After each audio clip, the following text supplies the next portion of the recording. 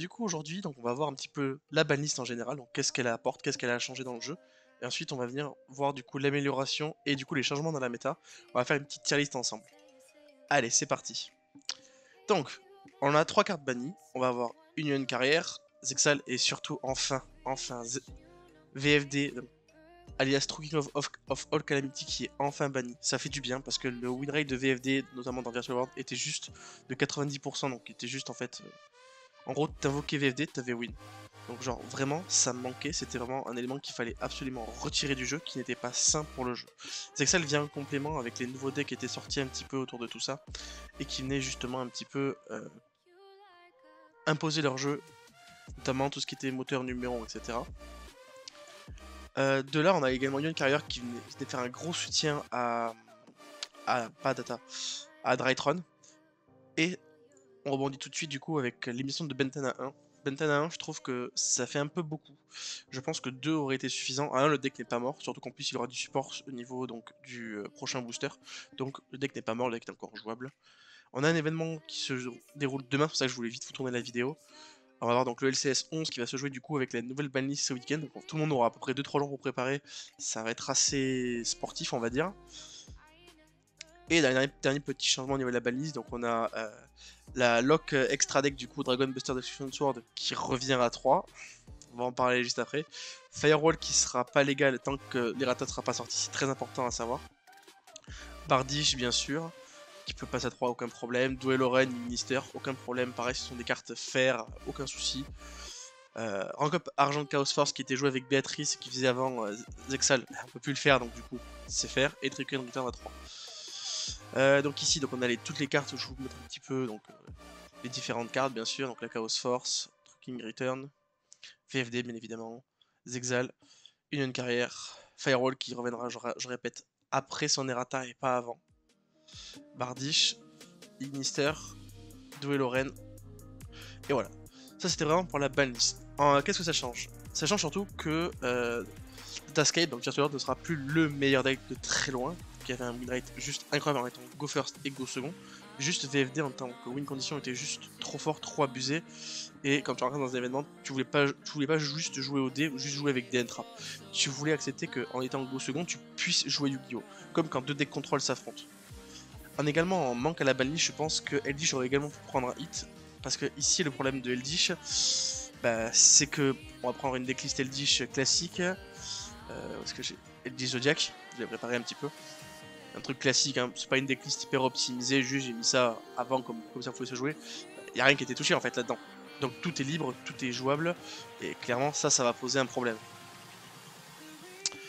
Maintenant on va voir un petit peu donc quelles vont être les conséquences justement sur le sur les tier list en fait.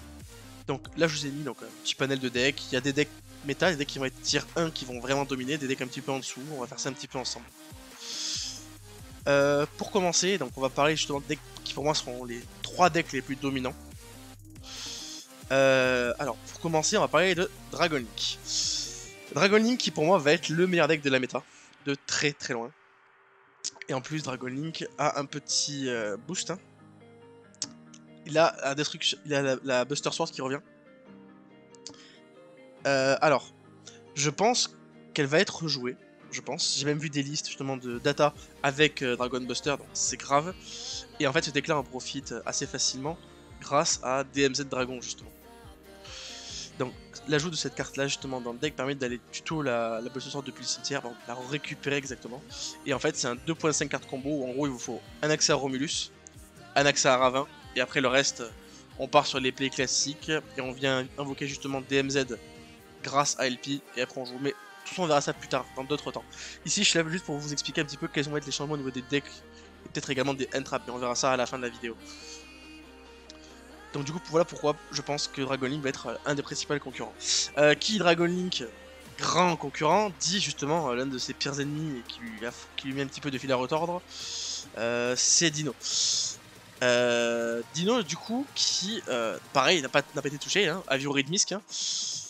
Dinosaure justement qui fait encore trop de bêtises, hein, et je pense que un truc comme ça, ça censé vraiment détruire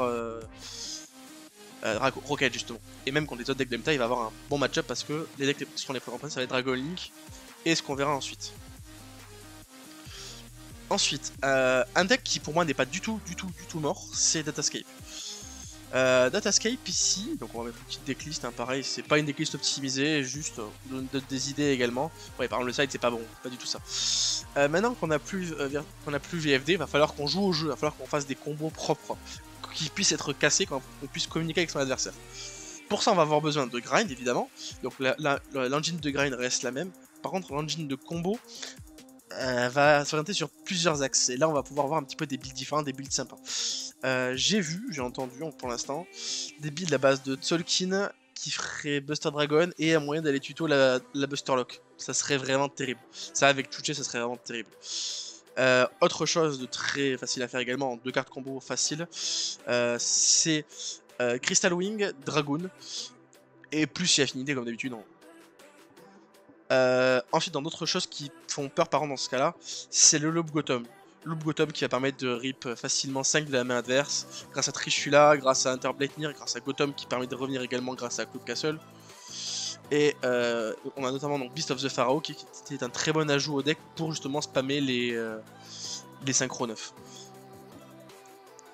Également, on a une nouvelle Xyz plante qui est Sacred Tree Beast Hyperion qui permet de mettre une negate juste avec 2 niveaux 9 comme vous pouvez le faire entre guillemets avec VFD. Bon, bien sûr, bien moins abusé, mais ça va être je pense un ajout au deck et une bonne carte. Voilà. Au niveau des cuts on verra plus tard parce que les loops ont changé, les loops vont changer, mais ça c'est normal. Donc pour moi Virtual World est un très bon concurrent. Pour moi en termes de tier 1 qui vont dominer cette méta, je pense que ce sont vraiment les 3 decks qui vont le plus dominer. En dessous, on va avoir quand même d'autres participants. Dans ces participants, on va d'abord parler des variantes Eldritch. Je pense que les variantes Eldritch type Eldritch Zodiac, Eldritch Invoked, Eldritch Dragon même, pourquoi pas, peuvent concurrencer avec ces decks là et notamment contre Dragon et même Dinosaure. Donc ce sont des très bons decks comme j'en ai parlé, ils n'ont pas été tués par la banlist, ils auraient mérité mais ils sont là, il faut qu'ils en profitent. Également le deck qu'il faut surtout pas oublier, c'est celui-ci, le deck Bird Up, Tribrigade Lyrilusque et autres variantes dans ce même style là. Justement, par rapport à ça, hop, on prend la decklist du coup de Tristan Pug du dernier LCS.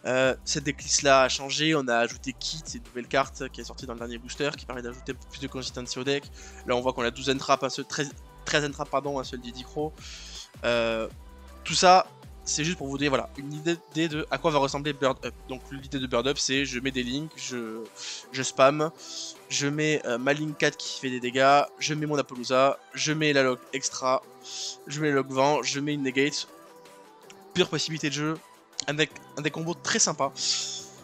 Vraiment à ne pas sous-estimer pour la suite. Ensuite, toujours dans les tiers 1, je pense qu'on va risquer toujours d'avoir des invoqués de variantes, invoqués d'Eldritch, invoqués de Dogmatica, tout ça ce sont des très bons decks. Pour moi c'est vraiment ces decks là qui vont être en tier 2 et qu'on va voir un peu partout. Ensuite, je pense qu'on peut passer au tier 3 sans trop me reprendre de risques. Et là on va pouvoir avoir du Emancipator, tout ce qui est combo Dragoon, BAPK, etc. Shadow, parce que Shadow peut vraiment embêter les 3 decks du plus haut et c'est vraiment un très bon contender justement à la méta qui va pouvoir faire des surprises. Zodiac, bien évidemment, Zodiac pur, Zodiac et d'autres variantes sont des très bons contenders. Just est une très bonne carte, difficile à passer. Avec l'ajout de pièges, etc., les decks vont être un peu plus fragiles justement. Et je pense que, vu les entraps qui risquent d'être joués main pour le LCS, je pense que des entraps style Nibiru, Lancea, Droll, tout ça, ça va permettre justement au deck contrôle de quand même pouvoir venir tirer le épingle du jeu pour battre justement les decks tier 1 comme ici. Ensuite, en dernier tier 3, je pense, je sais pas s'il doit être tier 3 ou tier 2, je pense que dans les deux cas il devrait être pas mal. On va avoir toujours Drytron. Drytron n'est pas mort, certes il a pris Bentana 1, il peut toujours faire son tour, un tour 1 très solide. On a toujours la possibilité de pouvoir faire Vanity Ruler. Cependant, le grind game est très compromis, on n'a plus accès à Natasha. On n'a plus qu'un seul Benten, il va falloir bien l'utiliser, bien le recycler, donc peut-être jouer du coup une version plutôt avec des mégalithes pour être un peu plus... comment dire, plus polyvalent. Et ensuite, dans les decks, dans le dernier tier 3 Rogue, je mettrai Prankit parce que je pense que ça peut être pareil un bon contender qui va pouvoir commencer à gratter des places en jouant par exemple 12 traps, 6 pièges, que des Prankits et son engine combo derrière. Je pense qu'il peut également tirer son épingle du jeu. Ensuite, on va voir dans tout ce qui est Rogue, bien entendu Burning Abyss, hein. Gazelle, un Salamangreat, on le présente plus. Gourou qui, par un aspect un peu cancer, parce qu'avant on avait joué donc Gourou numéro Red Eyes, ça c'est vraiment un cancer que ça en peut plus, mais c'était joué, peut faire encore des choses et battre un petit peu cette méta, mais être quand même en dessous.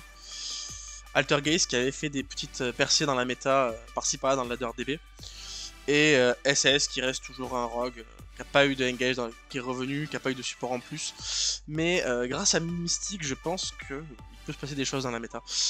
Donc en fait, par rapport à ça, il y a plein de choses qui vont pouvoir se passer. Mais on va devoir surtout voir quels vont être les choix des joueurs. Pour ce LCS 11 qui va arriver, moi j'ai peur que tout le monde joue contrôle ou que tout le monde joue combo. Qu'il n'y ait pas de juste milieu. Et à voir du coup quels sont les choix de chaque joueur. Également en termes de decklist, mais tout ça on le verra du coup dans la prochaine vidéo qui sortira après le LCS, parce qu'on analysera justement toutes les DL qui auront top. Voilà, c'était tout pour cette petite vidéo, donc on vous a parlé un petit peu donc, de la méta. Voilà pour moi la méta à quoi elle va ressembler après le LCS. On verra ensemble du coup à quoi elle ressemble du coup après le LCS, et puis au fur et à mesure. Voilà. Si la vidéo vous a plu, vous n'hésitez pas à lâcher un petit like, à vous abonner, ça nous soutient, ça nous fait super plaisir, et à bientôt.